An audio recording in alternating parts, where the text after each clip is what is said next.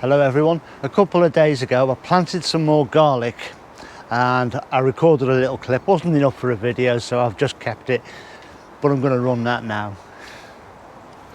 Now, a couple of days ago, after I put out the video about me putting in my elephant garlic over there and my normal garlic and the ones from the garlic farm here, I had an email from Alan.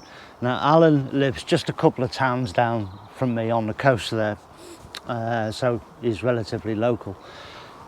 And he was asking, did I have any elephant garlic spare? And I thought, well, I did have about 6, 7 or 8, somewhere around there, garlic cloves left over, the elephant garlic, because he couldn't source it anywhere. And asked, could he buy them off me? Well, I wasn't going to sell them to him, but he came up yesterday, and so I gave him the garlic cloves. Admittedly, a lot of them are quite small, but he'll be able to grow his own stock, as I've done with mine. But in return, he's bought this stuff here. Now, I've seen this before. It's a German garlic, German giant garlic, but I've never actually physically grown it. But he's let me have a few cloves, and it's a hardneck. So I'm going to plant those and see how they go. Same thing as usual, just dibble a hole with my little truncheon thing there. Plant them, pointy side up, and we'll just see how they do, because I've never done that before. I'll put a link to Alan's channel, because he's also got a YouTube channel, in the description. He's just starting out with YouTube, so he can always use a bit of a hand. So there we go, German giant garlic, and we'll see how they do when they harvest next year. They're somewhere around, I've seen the bulb size, and they look to be somewhere around the size of a decent normal garlic bulb and an elephant garlic bulb.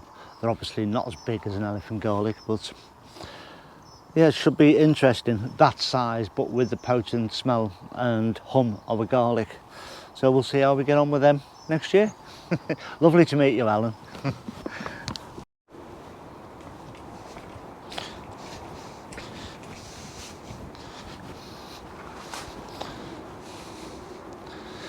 Now, if you've been watching this channel for any length of time through this summer, this grapevine did incredibly well this year. I had tons of fruit off it, too much fruit. And I had various issues with it throughout the year. And I'm going to try and go over and cover some of those now and show you some of the pitfalls and mistakes, if you like, that I've made with putting this grapevine up. And then I'm going to show you what I'm going to do to rectify it, and some plans for next year for it, to make things overall a whole lot better and manageable. So let's get in and have a look at a bit of detail. So this is a black seeded grape called Black Hamburg, and when you plant it, it might be just a stick, literally a foot and a half long, and you plant it, it's got a tiny bit of root on the end. And you've got to train that for a couple of years. You've got to train the roots, and I trained them along this back edge and out and underneath the polytunnel, simply by cutting back in these beds. The roots have, over the years, come into this bed that I'm stood on right now, but I've cut them back always, so that the main root growth is along that back edge, and if it has, which it probably has by now, gone underneath the trenched in polytunnel plastic and gone outside and under the sheds, which is brilliant. So it's grown over time. At the same time, indoors, you allow the plant to grow up, and at the end of the season you cut it back by a third, and then you grow these branches out, these side shoots, if you like, the vines or cordons, what they call them.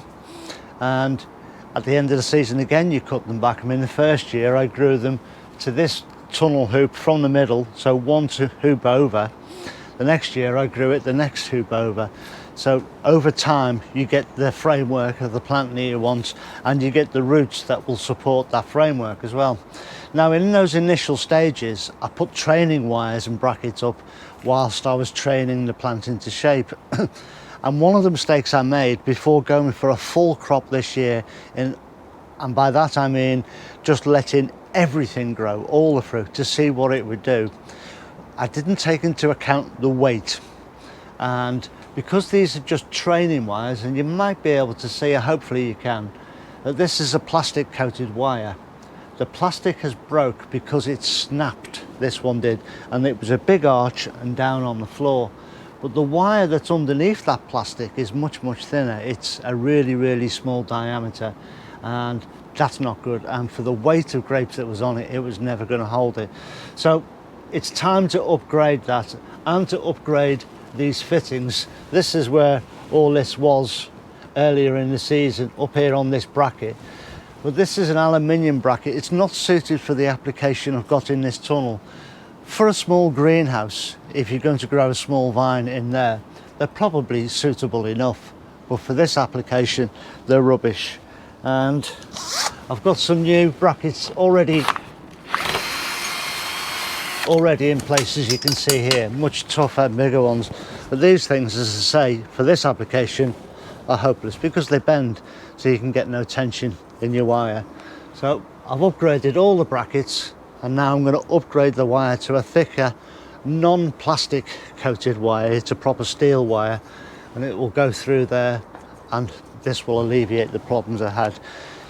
So I have a coil of wire here now that I need to unfurl, but we all know what this is going to do. It's going to be curly and coily, and we need to sort that out. So one little tip and trick is just make a loop on one end, like so, and then hook it over a screw and then coil it out to the length that you need. So we'll do that, and I'll come back and show you how to straighten this wire.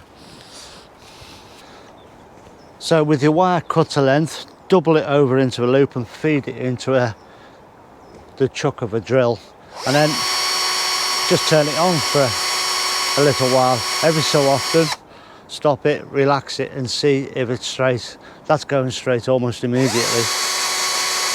And this just takes those awkward bends and things out of it that later on, once you've got a crop on there, those bends will be straightened out by the weight of the crop on there, and then it will start to sag. If you get this in nice and tight first time round, you don't have that problem. So that's just a nice simple trick, just a couple of turns on the drill. That wire is now straight.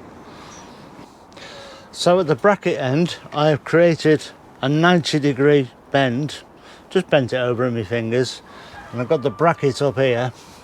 All I'm going to do now is just feed that into the bracket right up to that 90-degree bend, fold that round, and then I'm just going to simply wrap this around the wire, and that's enough. Now, having fixed it at the other end, and it's gone through all your brackets and over your polytunnel crop bars, pull it reasonably tight to your bracket and make another excuse me, another right angle bend. Then you can feed that through your bracket,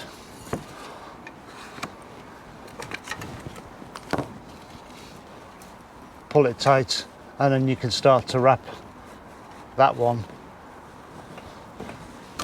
around the wire.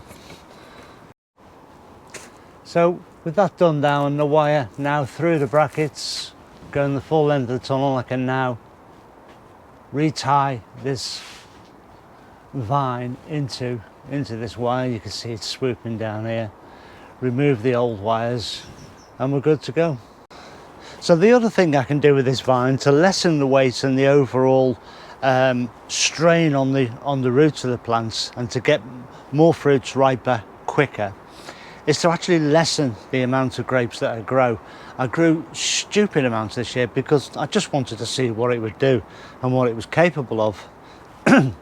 Excuse me. So what I plan to do next year is, between each polytunnel hoop is a 7-foot gap, and I'll be growing sort of 4 or 5 bunches in each gap. This year there was probably more like 15 or 20. That will allow me to get in amongst the grapes and prune the individual bunches. Well, on each bunch as they grow, you'll get smaller little ones that you're never going to eat. So the idea is you get in with a pair of scissors and you cut them out, and the other grapes, because of that, then grow bigger, more juicier, and ripen better and quicker.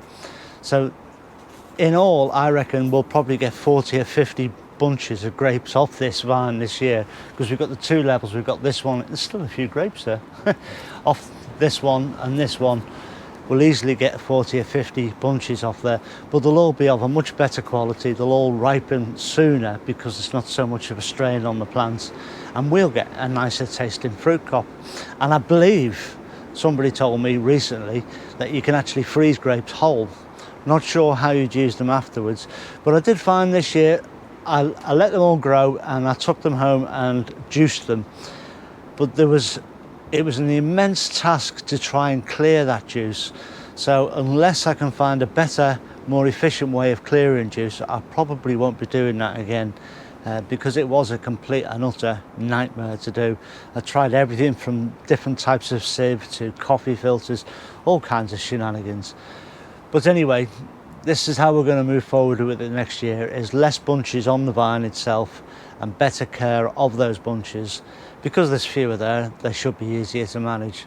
And that's how we'll do it next year moving forward.